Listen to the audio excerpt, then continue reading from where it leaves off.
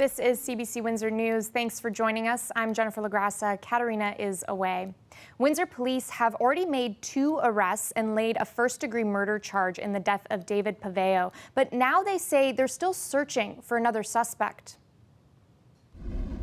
Windsor police are looking for a third person who they believe is involved in the death of David Paveo. The 37-year-old's body has not been found, but police say they have evidence that suggests he's dead. Paveo was last seen in the early morning hours of August 14th and then reported missing by his family nearly 2 weeks later. As you can imagine, his mother was extremely upset. His family was extremely concerned. Unfortunately, the news that we gave them was not the news that any parent would ever want to hear about their child. Police believe the murder happened here at 1057 Felix Avenue in Sandwich Town. This week, police arrested 2 Windsorites in connection with this case. 54-year-old Shane Laddiser is charged with first-degree murder, and 49-year-old Marie Christine Hanna is charged with accessory after the fact to murder. Both are also charged with improper indecent interference with a dead body, and they are in custody. Major crime investigators are also seeking to locate a third individual. That outstanding suspect, police say they only know his first name is Colin. They described him as a white man in his 20s with a flower tattoo on one of his hands. Police say the accused were friends with Paveo. The Ontario Provincial Police are also helping with this investigation. They are currently searching a wooded area in central Ontario near the Quebec border, though police wouldn't say if they're looking for Paveo's body. They did confirm that they have a murder weapon, but wouldn't say what it is. I've been doing this job for 20+ years. This is probably the most daunting homicide I've ever been a part of. Without a body, police say this is a difficult case, but they're confident in the evidence. Also, Windsor police have also made an arrest in a separate homicide case. They say a 53-year-old man is dead after he was allegedly pushed down the stairs. It happened at a home on Wyandotte Street near the Ambassador Bridge. Police responded to the call early Thursday morning. The victim died in hospital, and the suspect fled the scene but later turned himself in. Police say the 45-year-old man has been charged with second-degree murder. Canadian Border Services staffing across Canada got a boost today. It's a difference that will be felt at border crossings here in Windsor. Dawson Chen has that story. The federal government is following through on its promise to beef up the ranks of the Canada Border Services Agency, including here in Windsor. Today, Mark Carney's Liberal government announced they're budgeting for 1,000 new CBSA members. According to Justin Morgan, acting director of the CBSA's Ambassador Bridge District, that should mean 45 new border officers in the Windsor-Essex region. And those new officers that are coming are not going to be working here on the front lines at this border crossing. They're going to our dedicated enforcement teams to work in those areas, such as the postal, courier environment, the rail environment, and the marine environment here in Windsor.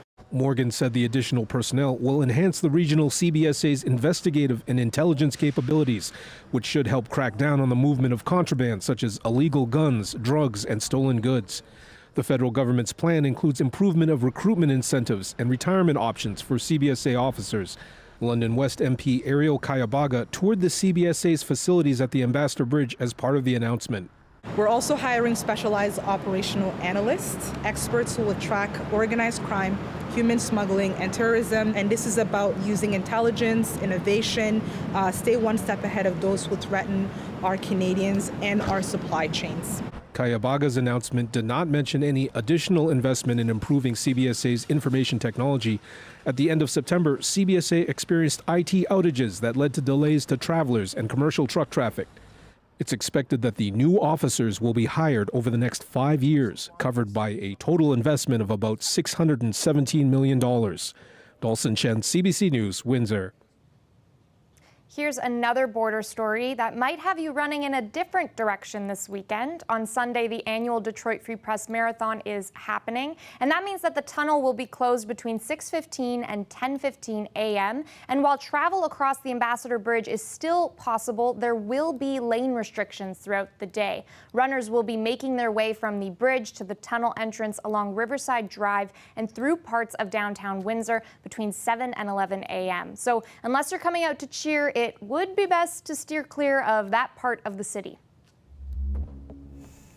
Colette Kennedy is here. Colette, how are we kicking off this weekend? Well, you know, pretty decent day today, right? But then the winds kind of getting a little bit stronger. And winds are one piece of the puzzle for this weekend forecast, which, by the way, I will have a more detailed forecast for the marathon. And it's changed a little bit from last night, but it could still change again. But anyway, that's coming up a little later in the show. We have this area of low pressure, and that's pulling northward, but it's the next one that's going to develop along that frontal boundary that's going to drive in some rain and thunderstorms and strong winds. But before that, some incredible conditions. Like tomorrow, 25 with some sunshine. All the details coming up. Okay, thanks, Colette. A celebration this week at a Windsor high school. The CBC's Chris Ensing on a graduation ceremony full of cheers and tears. It's graduation day at St. Michael's, so pop on a cap, grab a gown, and race to a moment decades in the making. See you on stage. More than 200 people waiting for this ceremony. Adults who, for many reasons, are finally able to accept their high school diploma. Surrounded by their biggest supporters, some of the smaller ones along for the ride. These students celebrated for success inside of school while juggling so much outside of it. Such as paying the bills, raising a family, finding and working a job, and dealing with personal health issues. Sitting at the front, the Tesfalem Ray siblings. Arriving in Canada from Sudan 2 years ago, the Eritrean refugees now walking across the stage together. All 6 of them. It's a big achievement. We all proud of ourselves and we are so happy. Next, college. Career dreams ranging from pharmacist to pilot. A family thankful they could lean on each other and their new community. Especially the teachers are helpful. They help us, they encourage us. They give us a hope to continue, and they always tell us they push us to achieve our goal. Each blue cap in this sea of graduates is someone living out their dream. But it's the woman missing who brought this ceremony to silence. Bethany Ann Koo. Despite being diagnosed with pancreatic cancer and doctors warning she wouldn't have much time left, Bethany was determined to get her high school diploma. I myself had told her at that point, I don't know if I was going through what she was going through. I don't know if I would still continue, because really most of us are going to think, what's the point now? But the point for her was that she was proud. She wanted to graduate, and she wanted to give me the best gift that she thought that she could ever give me, and that was get her grade 12. Earlier this year, Bethany did it, completing her courses, obtaining that all-important piece of paper. But a few weeks later, the 35-year-old, who loved a good book, died. She never got to walk across that stage. But staff at St. Michael's made sure she had her moment. We asked her mother, Susan Petley, and her sister, Cynthia Rose, to please come to the stage to accept her diploma.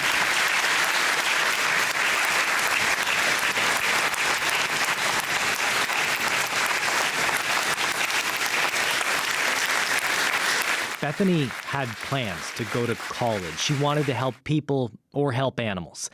Her family's advice on a graduation night like this? No matter what you're facing, if it's something you truly want, you can accomplish it. My daughter taught me that. Chris Ensing, CBC News, Windsor. What a special night. Just a small reminder, starting next week, you'll have to take out your green bin. The bins were delivered to 120,000 households across Windsor-Essex this summer. It's part of Essex-Windsor Solid Waste Authority's weekly curbside collection program. The hope is that this will help reduce the amount of waste headed to the regional landfill. Residents are being asked to put their food waste in the bins along with other organic items like egg cartons, dryer lint, even pet hair. Prince Andrew says he is giving up his royal title and other honors, including the Duke of York. He released a statement saying the continued accusations about him were distracting from the work of the royal family. Prince Andrew said the decision was made after discussions with his brother, King Charles. He will remain a prince, a title he received from his mother, the late Queen Elizabeth. His ex-wife will be known as Sarah Ferguson and no longer as the Duchess of York. But their daughters, Princess Beatrice and Princess Eugenie, will retain their titles. Prince Andrew has faced years of criticism and scandal over his ties to the late sex offender Jeffrey Epstein. His announcement comes just days ahead of the publication of a posthumous book by Virginia Giuffre, who alleges she was trafficked by Epstein and had sex with Prince Andrew when she was 17. Prince Andrew continues to deny the accusations against him. Ukrainian President Volodymyr Zelenskyy has met again with President Donald Trump at the White House. They discussed whether the U.S. will provide long-range missiles to Ukraine. Ukraine has such thousands of our production drones, but we don't have Tomahawks. That's why we need Tomahawks. But the United States is a very strong production, and the United States has Tomahawks and other missiles, very strong missiles. But they can have our thousands of drones. That's why where we can work together, where we can strengthen American production. The meeting comes a day after Trump's phone call with Russia's President Vladimir Putin warned against the move, citing a new stage of escalation. Russia's war on Ukraine is now nearing its 4th year. Well, it ain't over till it's over. Baseball's famed warning has been underlined this week by the Toronto Blue Jays. First, they lost 2 straight playoff games, and now they're 2 wins away from the World Series. CBC's Jamie Strassen looks at their new momentum and the new fear among Mariners fans in Seattle. I sat in the dark and I did not have a stiff drink or two. I had 12. On Seattle morning radio, Mariner Nation was in full panic mode. Just bad baseball. It's hard to fathom having a 2-0 lead and coming back home to 45,000 crazy loud fans to have 2 complete and utter duds. To that point in the tweet, I agree with everything. Now the shoe is on the other foot. This series now tied at 2. After another Blue Jay beatdown in Game 4. And he's in safely. I get the feel of disappointment. I understand the feeling of being cursed or just nothing ever goes our way. We just can't quite get over the hump to get there. Morning Drive host as Mariners fans are conditioned to be disappointed. Since coming into the league in 1977, the same year as the Blue Jays, Seattle has never played in a World Series. They've had a history of losing, and so these fans are, scarred. So it takes a lot. So the moment things start going south, man, it's hard for them. Nothing has gone according to plan in this series. Both teams, usually hard to beat at home, have lost both games in their home parks. I don't think our approach changes. I think you have to kind of be ready to pivot as the game unfolds. These games in Seattle, a different feel for Blue Jay fans. Thousands crossed the border and have had lots to cheer about. The Blue Jays! Awesome, we won! The two fan bases have a long-standing friendly rivalry, and now it's Mariner fans searching for optimism. So we're in shock, but we can do it. This series has been unpredictable. The only sure thing is that no matter what happens today in Seattle, this series is heading back to Toronto for Game 6. Jamie Strassen, CBC News, Seattle. If you don't know art but know what you like, see if you like this. It's sculptures combining origami, paper folding, and car parts at an exhibition called The Eternal Duality. For creator Keita Miyakaze, the duality of crafts versus cast iron points to bigger contrasts in contemporary life, and the setting creates another duality. This decidedly modern art exhibit is housed in a 16th century theater in Rome, built for Pope Julius III. We got a look outside there, a nice end to the week, but I know Colette is saying that this weather is going to take a turn over the next few days. I am running the Detroit Marathon this weekend. I would love song recommendations. If you want to send your song recs to windsor@cbc.ca, that would be great for me to add to my playlist. We've got your full weather forecast coming up and more news, so stay with us.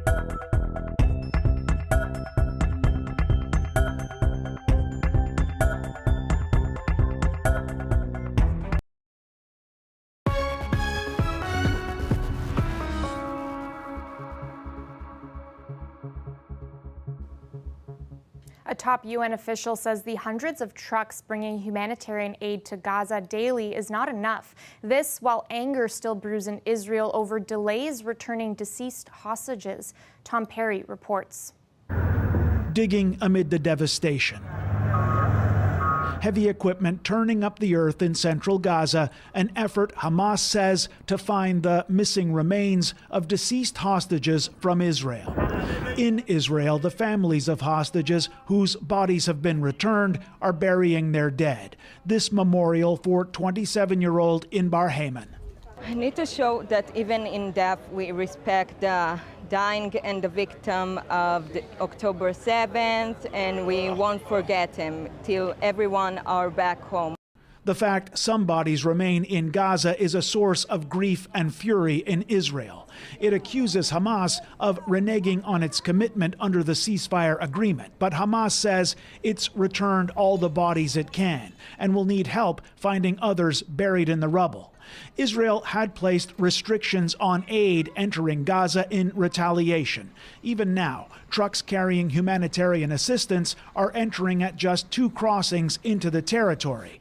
Aid groups say shipments are increasing, but not nearly enough. The ceasefire has opened a narrow window of opportunity, and WFP is moving very quickly and swiftly to scale up food assistance. But there are warnings.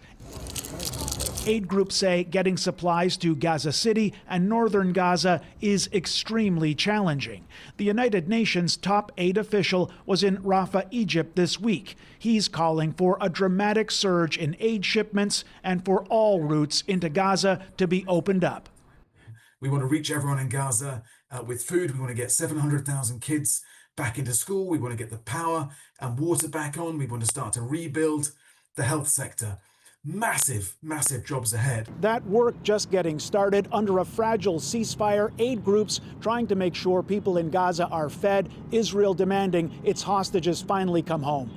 Tom Perry, CBC News, Cairo. Israeli soccer fans will not be able to watch a Tel Aviv team compete in the UK this November. They were banned by the city of Birmingham after police cited public safety concerns due to the risk of protests. Anna Cunningham has more. This is a decision that really has sparked controversy, not least from the dual British-Israeli national Emily Damari, who describes herself as a die-hard Maccabi Tel Aviv fan. She was held hostage by Hamas in Gaza for more than a year after the attacks of October the 7th. And she's posted this on social media saying, "I am shocked to my core with this outrageous decision to ban me, my family and my friends from attending an Aston Villa game in the UK. Football is a way of bringing people together, irrespective of their faith, colour or religion. And this disgusting decision does the exact opposite." Now, for some context, Birmingham is the UK's second biggest city after London, and for decades, it's had a large Muslim population. And it certainly is a city that is no stranger to policing big events. The local police consulted with local authorities, and in a statement, police say this decision is based on current intelligence and previous incidents, including violent clashes and hate crime offences that occurred during the 2024 UEFA Europa League match between Ajax and Maccabi Tel Aviv in Amsterdam. And they say, based on their professional judgment, they believe that the measure will help mitigate risks to public safety. We know that Britain's police force is operationally independent from the government, but the British Prime Minister Keir Starmer's spoken out on social media saying this is the wrong decision. He says we will not tolerate anti-Semitism on our streets. The role of the police is to ensure all football fans can enjoy the game without fear of violence or intimidation. This is now a row that has thrown politics involving Israel and a local pro-Palestinian community in Birmingham directly into the spotlight of the sports arena. Anna Cunningham, CBC News, London. We'll be back with weather, so stay with us.